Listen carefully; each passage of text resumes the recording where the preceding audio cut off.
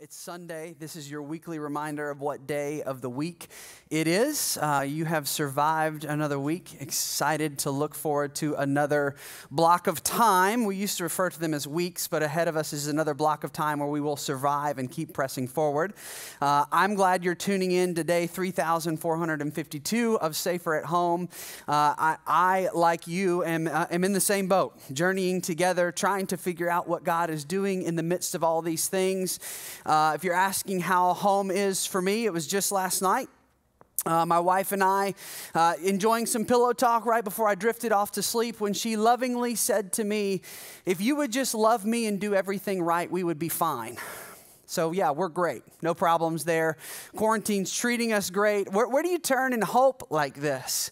I want to encourage you that while we feel stuck, BridgePoint, our mission moves forward. Like Michael was saying, I'm just so excited about the things God's doing in and through us. Maybe you're looking for your next step. I want you to know Rooted is an option. Week one of Rooted happens not only today, but also on Thursday. It's a great opportunity to tune into that, be a part of that, jump into something so that you can be moving forward with us. But where do you turn for hope in the day-to-day when you're sitting in the exact same spot you celebrated Easter? We're just a month later from it. How does that matter? How am I still here? How do I stay hopeful? What do I hang on to? How do I have genuine, mind-blown moments when I feel like my mind is blown at how unhappy I am in this season? What do you do then? What do you do now that as we begin to transition towards looking ahead at phases and reopenings and moving forward, what's the future going to look like? Is it going to happen? Are we going to move forward and find a new normal? Or is this just another phase that's going to lead to more who knows what? So many questions. And what do you do right in the middle of it? For those of us that are Jesus followers, what do we do? How do we stay hopeful? For those of you that are asking lots of questions about where is God and what is he doing and how do I know him in a time like this? That brings us all to a moment that how do you have a season where your mind can be blown when you feel like this is anything but something that's encouraging, hopeful, and meaningful? That you feel like the rhythms and routines that you're in right now are entirely just about surviving the moment, let alone being a part of a mission and a movement of God. How do those two things go together? This series was built off of, we launched it the week after Easter, Luke 24, where Peter, Jesus had went to the cross, he suffered, he died. They laid his lifeless body in the tomb. People came and said, he's alive. He's alive. Peter was one of those that was like, I don't know that I can get on board with that. Peter rose, ran to the tomb, stooping and looking in. He saw the linen cloths, the grave clothes by themselves, and he went home marveling at what had happened. His mind was blown at what the possibilities of life meant because Jesus was alive. The tomb was empty. That's why in this series we've been reminding you that the resurrection of Jesus became the event that changed history. It's not a story. It's not a fairy tale. It's not a fable. But here's today what I want you to grab a hold of, because today I want you to know why this is good news. And here's what I mean by that. I want you to grab a hold of this big idea. The resurrection of Jesus is the event that reminds us, ready, of the imperfect person's invitation into the story of a perfect Savior. That's a big shift from what we've been talking about, because I want you at home or wherever you're tuning in from, on your phone, through your computer, with your family or by yourself, to get your mind around the potential that exists, because this movement of God, these mind-blown moments, are not for the people that have it all together. This faith thing is not for the folks that have all the answers. This isn't for the people that have got their lives cleaned up. This isn't for the people that try not to cuss. This isn't for the people that always parent their children well. This isn't for the people that understand all that there is to know about God as if that was even possible. The empty tomb, the reason Peter's mind was blown and he went away marveling at this, I wonder if one of the things in Peter's mind was the reality, the reminder, man, this is for me. These are for the imperfect people that don't have it all together. This is a hopeful story for me of a good God who came in a human form and became the perfect Savior, the perfection that I could never achieve for my own life. Today, I want to give you a heads up. Today, I'm going to have an expectation for you, and this is a spoiler alert. Today, I'm going to have an expectation that you figure out what the empty tomb needs to mean for your life. Now, stay with me, because all I'm asking you today is to reach a place alongside me that we can no longer hide behind our excuses. We can no longer hide behind the fact that I love the idea of Jesus, but there's no way I'll ever be good enough to be a part of a church like that. There's no way I'll ever be loved by God because you don't know what my story has been so far. I'm not sure I can ever, we got to dump the excuses. I'm not sure I know how, where to be a part of this movement. I'm not sure I know what to do or what to say or who to say it to. I'm not sure that while I like this idea and I love the fact that for God so loved the world, I'm not sure that could ever be true for me. And especially when we're in a season where you think about just this past week, I hope there were some highs in it for you. But if we're really honest, if we're really examining our week, or maybe this is just a vulnerable moment for me, this week also had some lows. Because this is a hard season to not be in normal. It's a hard season to not have what was feeling like my freedom. What do you do with that? How is this good news? And why do I need to be ready for the fact that these are moments where the perfect Savior is so needed in my life? And I think for yours as well. Remember, Peter was the one, he walked away from the tomb and his mind was blown. And I wonder if one of the things Peter was thinking about as he walked away marveling at what had just happened was a conversation that he and Jesus had. Matthew recorded it in his book, Matthew chapter 16, verse 18. And Jesus was having a conversation with Peter. Now, I wonder if that's one of the things he was marveling at when he looked in that empty tomb. Here was the conversation. Jesus was talking. Jesus said, "And I tell you, you are Peter, and on this rock I will build my church, and the gates of hell shall not prevail against it." I wonder if Peter's looking at the empty tomb, walking away marveling, and he thinks back to this conversation. Peter's name, just as a side note, his name literally would be translated rock. And so you get the sense that Jesus is saying, not only does his name mean rock, but Jesus is saying, I tell you, you are rock. You are Peter. You are Peter. And on this rock, I will build my church. And the gates of hell shall not prevail against it. Jesus is having a little bit of a play on words and the power of what he wanted to do in Jesus' life. But this is strong language. The gates of hell shall not prevail against it. That's a bold thought. And I wonder if in Peter's mind there was just a little bit of it that, man, the gates of hell can't stop this. In other words, that if I'll get in on this movement, if I'll allow my mind to be blown, that the fact that the Son of God was murdered but is still alive, then suddenly, as followers of Jesus, we can spread love and it actually means something, that the gates of hell can't stop it.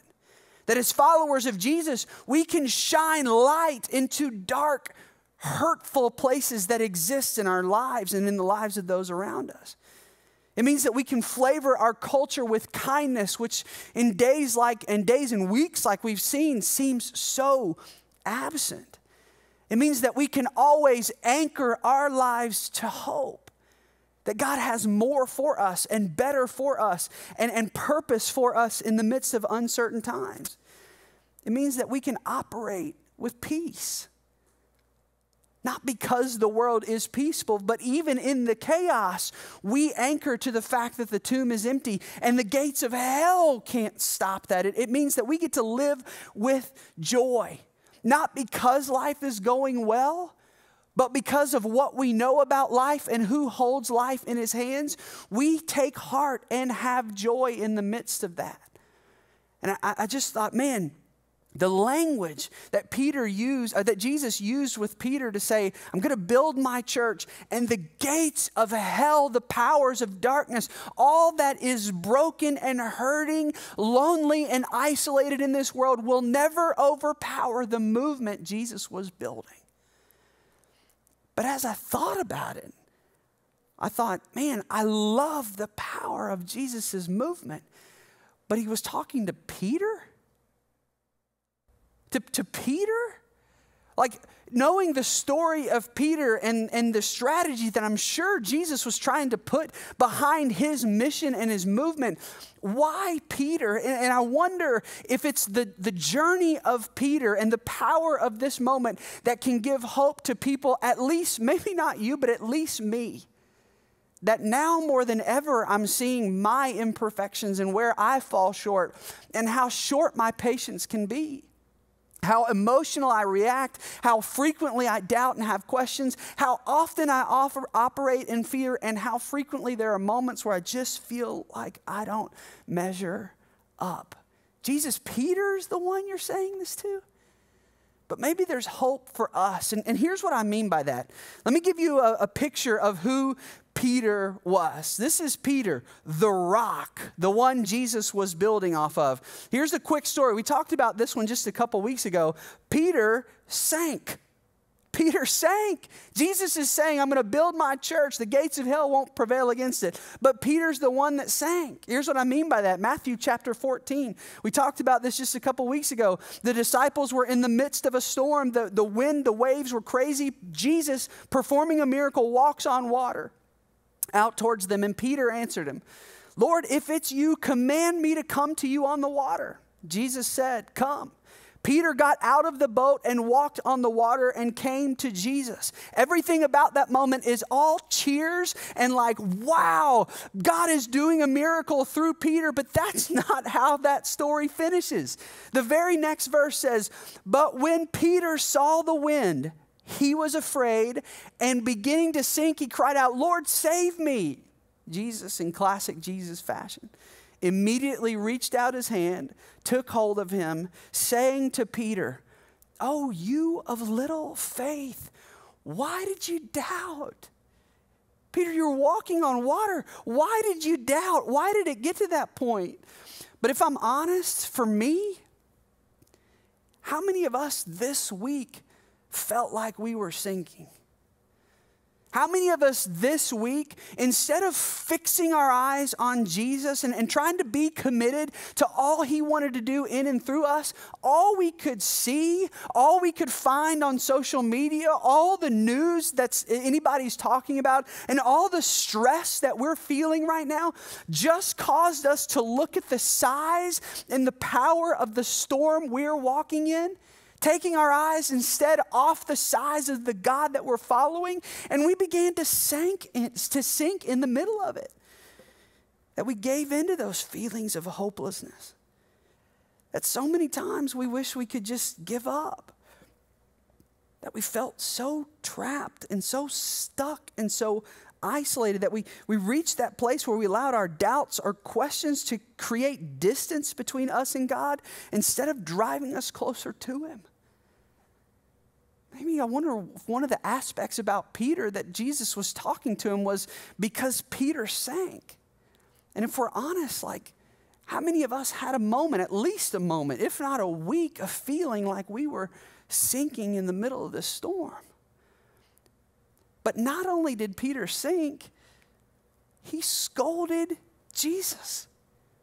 Peter tried to put Jesus in his place. Here's what I mean. Matthew chapter 16, recorded by some eyewitnesses. From that time, Jesus began to show his disciples that he must go to Jerusalem and suffer many things from the elders and chief priests and scribes and be killed, and on the third day be raised. He told everybody this was the plan. And I love Peter. Check out Peter, very next verse. Peter took Jesus aside and began to rebuke him, saying, far be it from you, Lord. This shall never happen to you. And Jesus turned and said to Peter, get behind me, Satan. You are a hindrance to me, for you are not setting your mind on the things of God, but on the things of man. Peter's rebuking Jesus, or so he thinks. It's this idea that Peter's saying, hey, Jesus, let's have a quick conversation. I'm all in on this Jesus movement. I love following you. You do some wild miracles. They're so cool. But listen, if you keep saying that as the leader of this movement, you're going to end up dying, that you're going to suffer, that you're going to have to, be raised from the dead, like that doesn't happen. And it's going to kill our momentum. If you keep talking about the fact that we're going to have to eat your flesh and drink your blood as symbols of all that you are doing, this is not good leadership. Like that's not the good to great principles. And Jesus looks at Peter and says, Peter, get behind me. You don't understand. You're not setting your mind on the things of God, but on the things of man. It's a powerful rebuke from Jesus. And I wonder if part of why Jesus was saying, you're not focused on the right things, Peter. You're not fixing your mind on what I'm doing. You're fixing your mind on what you can control. Why do we try to operate and grab a hold of something to control it? Fear. We get afraid, right? How many of you this past week, how many of you lately in this season, how many of you before the BridgePoint broadcast came on this morning had moments where you were afraid about what was going on? We can't control this thing. We don't know what's coming next. We don't know what the impact's going to be. We don't know what the future's going to hold, as if we ever really did. But in seasons like this, how many of you have had fear, like strong fear about your health? Some of you justifiably so, but are you operating out of fear? How many of you have had fear about your finances? You're facing a fear related to your job, or your worst fears came true, that you lost it, that you're furloughed, that unemployment is not certain. And so that creates fear about your future. How many of us in this season have had fear about relationships because they're lacking or they're digital only? We have fear about our kids. We have fear about what's next. We have fear about second waves of this thing. We have fears about, are we opening up too soon? Have we opened up too late? Is the economy going to move forward? Is it going to slow down? Is it going to crash? How many of us are overwhelmed and paralyzed with fear right now? You know how we react when that happens? We try to control things all the more. But control that's based in fear never ends well for anybody. And Jesus is saying, Peter, you're the rock. I'm going to build my church and hell won't be able to stop it. And Peter he sank and he scolded Jesus. But if I'm honest, that probably would have been me too. Peter's story goes on. He actually sliced an ear. In fact, when it was time for Jesus to go to the cross and the guard comes to meet Jesus in the tomb to take him, look at the scene that happens. Jesus and his small band of brothers, of which Peter was one, was met by this guard and these trained soldiers. And here's the story. Then Peter, seeing all this happening, having a sword. Peter was a fisherman by trade, mind you. These are trained soldiers and guards. Peter pulls out his sword and struck the high priest's servant and cut off his right ear. The servant's name was Malchus. One of our pastors pointed out this week that when Peter is sensing this fear, when he was getting scared in this moment, and when he thought, I'm going down swinging, he probably pulled out that sword, not trying to just lop an ear off because he's not that good. Peter probably pulled out that sword and was going for somebody's head. He's just not a trained soldier and he got an ear. He reacted. The fear overtook him. The emotion of the moment, the feelings of my friend Jesus is being betrayed. These guards are all around. They're going to take him away. What's this going to mean? He pulls out a sword and just starts swinging. But I wonder how many of us this week, these past couple weeks of this month, had some moments where we reacted out of emotion, not having thought through things. Not trying to grab a hold of faith, not remembering the truth of what Jesus said, because Jesus had told his followers that this was going to happen. But instead, because we felt like we were out of control, or at least out of answers, we just started swinging for people's heads. I wonder how many of you went for somebody else's head this week with your words. I wonder how many of us went for somebody's head this week with our actions. I wonder how many of us went for somebody's head this week behind the comforts of a keyboard. I wonder how many of us went for somebody's head this week because we physically were frustrated with them, or we went for somebody's head at least behind their back. Because emotional reactions right now are splitting our country, our culture, our county, and our families in half. And I get it. These are unprecedented times. But when we allow all that emotion to boil up on the inside, when we do nothing with it, and when we're unsure of what to do next, how often do we come out swinging and just trying to control or reacting out of fear? And emotional reactions rarely go well for anybody, let alone for Peter. How many of us right now are so afraid, or looking back on our past week just saying, man, I can't tell you how many times in my house that happened.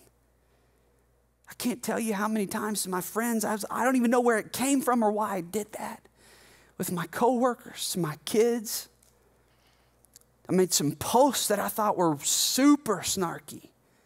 I don't even know why I did that, and I wish everything I could change it. And I wonder if Jesus, are you aware that when you say Peter's the rock and you're going to build your church and hell won't be able to stop it? Did you know that Peter was going to come out slicing, cutting for heads? Like, Jesus, really? But see, the other thing, and we talked about this too, Peter, we have to talk about the fact that Peter also sold out Jesus. That when he was captured, Peter got just close enough to watching him be abused and watching him endure and go through what he went through, watching the unjustness of it all. That Peter got just close enough that it's recorded in Mark 14.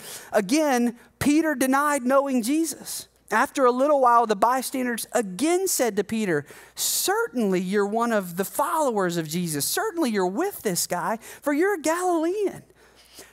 But Peter began to invoke a curse on himself and swear, I do not know this man of whom you speak. And immediately the rooster crowed a second time, and Peter remembered how Jesus had said to him, before the rooster crows twice, you will deny me 3 times. And Peter broke down and wept.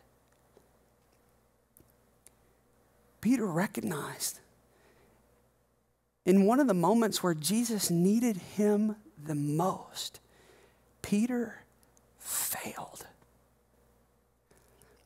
And if we could just be honest with each other right now, how many times over these past couple weeks have you felt like you failed? Maybe you're tuning in today feeling like you're wasting this time, like you're missing it. You're doing more damage than good, that you feel like a failure. You can't measure up. You can't meet expectations. Nothing's going the way you wanted to. You keep reacting and swinging for people's heads. You keep just unloading on folks. You keep having these outbursts. None of it is what you intend. None of it's what you wanted. None of it's what you wished you could do. But here you sit after another week gone by and you're just thinking, man, why am I even here? Or if you want to get really, really personal, how could God ever use somebody like me? Or worse, how could God ever love somebody like me? And I wonder if that's part of what Jesus was getting at. It was Peter, the rock. It was Peter. That the gates of hell won't be able to stop what Jesus was going to do through Peter. It was Peter that sank, that scolded, that sliced an ear, that sold out Jesus. But it wasn't just those things. Those are just the reflections of what was going on in Peter's heart. And maybe that's why Jesus was talking to Peter. Because Jesus knew that Peter lacked faith. Have you had those moments? Where the doubts seem bigger than the certainties? That the questions are larger than what's true?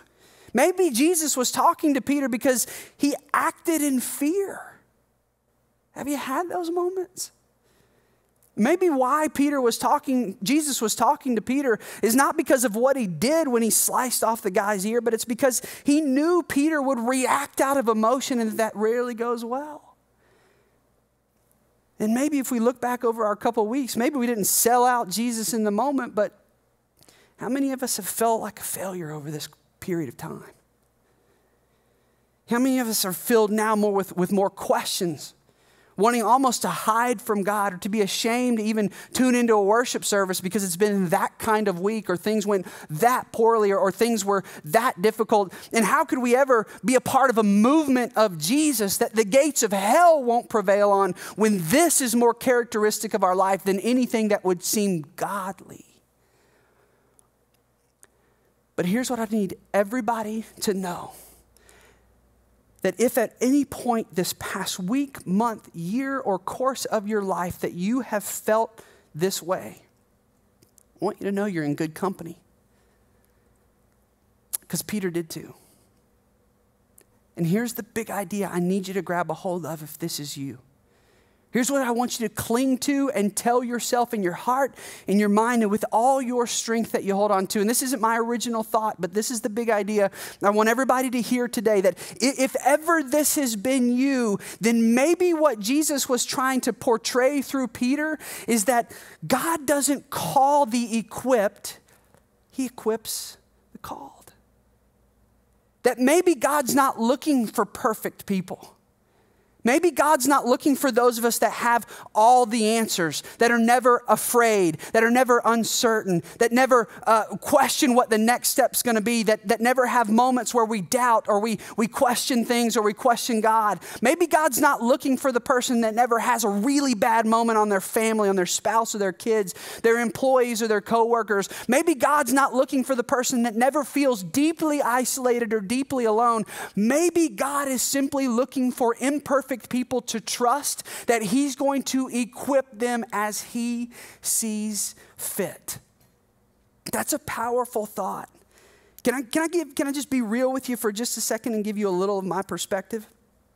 A lot of times as a pastor, it's thought, but I'm on a stage, like I'm preaching this stuff, my life must be put together. We should get my journey group or my life group or my wife up here. Actually, we shouldn't. That'd probably hurt my feelings. But can I be real with you for just a moment? Sometimes, and this is just me speaking, sometimes, honest truth, getting closer to God is harder than it seems. You know that in my faith journey, there's definitely some high moments, some really good moments where I feel really close to them. But you know, there's also days, sometimes weeks, sometimes months that I just question, am I doing this right? Like, does God see me? Because I'm not a perfect person. Can I be honest that there's sometimes that I feel like I don't know what I'm doing? You know that by leading in faith, it means we lead by taking a step when we can't always see where the ground's going to show up to land on. There are moments as a pastor that I'm unsure of what I'm doing and unsure of myself. And honestly, on that thought, there are moments that people in this church, that friends and my journey group and my life group, there are times that people seem to believe in me more than I believe in myself. On that note, I'm in a really good place, so don't panic. But would you take an opportunity and reach out to BridgePoint staff and encourage them to let them know that you see them in the job that they're doing? This can be tough. But just on this note, that not because I'm equipped and have it together that God chose me, but can I be honest? Sometimes the criticism hurts. Sometimes getting criticized for what we do is difficult because in a mission where we want to help people, all people, certainly to get closer to God, but in helping people, do you know sometimes when we get criticized for how we do that, that stings because I know that I don't always get it right. I know that we're going to sometimes fail people. I know that we're sometimes going to miss the mark. Why do I know that? Because I know that I wasn't the equipped person that God said, because you have it together, I want you to pastor. But instead, it was my willingness that by faith, and it can be yours too, to just say, God, would you do something in me that I can't do on my own? And as I process that thought, let me take the pressure off. Because remember Jesus' conversation with Peter? I tell you, you are Peter, and on this rock I will build my church, and the gates of hell shall not prevail against it. This mission is not dependent upon me. It's not dependent upon you, and it was not dependent upon Peter. Instead, the invitation from God is, would you submit yourself by faith? And on some days, it's that last little ounce, that hanging by a thread, that mustard seed moment that you just say, God, I don't know how you could use me or do something through me, but I'm going to trust that I'm a rock in the process and that you, Jesus, are building the church, not me. And the gates of hell will not prevail against it. Can I remind you guys something huge? The resurrection of Jesus, that mind-blown moment, it's the event that reminds me, and I hope that it reminds you, the imperfect person's invitation into the story of a perfect Savior. Jesus didn't expect you to be perfect.